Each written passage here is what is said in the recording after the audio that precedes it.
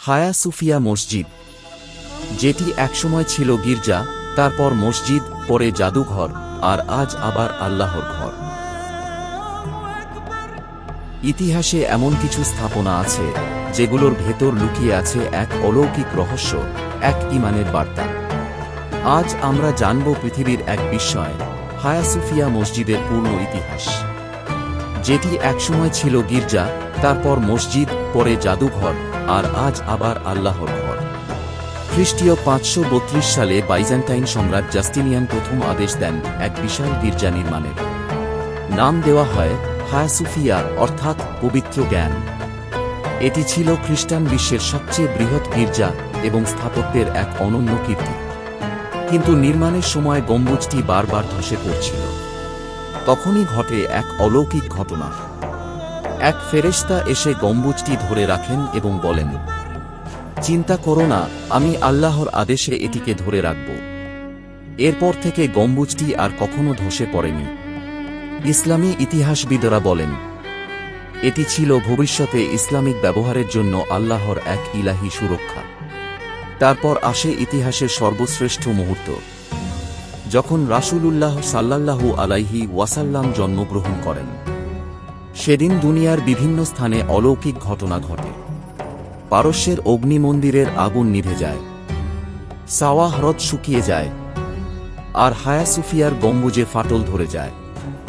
জ্যোতিষীরা রাজাকে বলে, আজ এমন এক নবীর জন্ম হয়েছে যার শিক্ষা তোমার সাম্রাজ্যকেও পরিবর্তন করবে। রাসূলুল্লাহ সাল্লাল্লাহু আলাইহি ওয়াসাল্লাম একদিন সাহাবাদের বললেন, অবশ্যই কনস্টান্টিনোপল বিজিত হবে। সে সেনাপতি কতই না উত্তম সেনাপতি, আর সে সেনাবাহিনী কতই না উত্তম সেনাবাহিনী। মুসনাদে আহমদ। এই ভবিষ্যৎবাণী তখন অসম্ভব মনে হয়েছিল, কারণ কনস্টান্টিনোপল ছিল বিশ্বের সবচেয়ে দুর্গম শহর। কিন্তু আল্লাহর প্রতিশ্রুতি কখনো ব্যর্থ হয় না। 1453 খ্রিস্টাব্দে মাত্র 21 বছর বয়সে সুলতান মুহাম্মদ ফাতিহ রাহমাতুল্লাহি আলাইহি তাঁর বাহিনী নিয়ে কনস্টান্টিনোপল জয় করেন। তখনই রাসূল সাল্লাল্লাহু আলাইহি ওয়াসাল্লাম এর ভবিষ্যদ্বাণী বাস্তবে রূপ নেয়।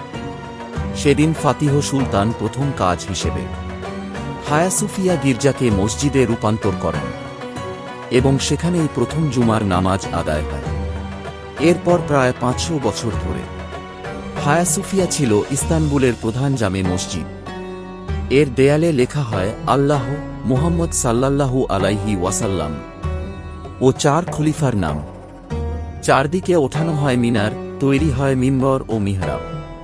1935 সালে তুরস্কের নেতা মুস্তাফা কামাল আতাতুর্ক হায়া সুফিয়াকে জাদুঘরে রূপান্তর করেন। সেদিন থেকে নামাজ বন্ধ হয়ে যায় এবং মুসলিমদের হৃদয়ে থেকে যায় এক অদ্ভুত বেদনা। অবশেষে 2020 সালে তুরস্কের আদালত আবার ঘোষণা করে হায়া সুফিয়া আবার মসজিদ। প্রেসিডেন্ট রেজেপ তাইয়েপ এরদোয়ান প্রথম নামাজের সূচনা করেন 24 জুলাই 2020 তারিখে। এভাবেই প্রায় 87 বছর পর আল্লাহর ঘরে আবার আজান ধ্বনিত হয়। একসময় ফেরেশতা ধরে রেখেছিল এর গম্বুজ, একসময় নবীর জন্মে ফেটে গিয়েছিল এর দেয়াল, আবার একদিন নবীর ভবিষ্যদ্বাণী পূর্ণ হল এই মাটিতেই। হায়া সুফিয়া আজ আমাদের মনে করিয়ে দেয়, আল্লাহর প্রতিশ্রুতি চিরসত্য, আর ইসলামের আলো কখনো নিভে যায় না।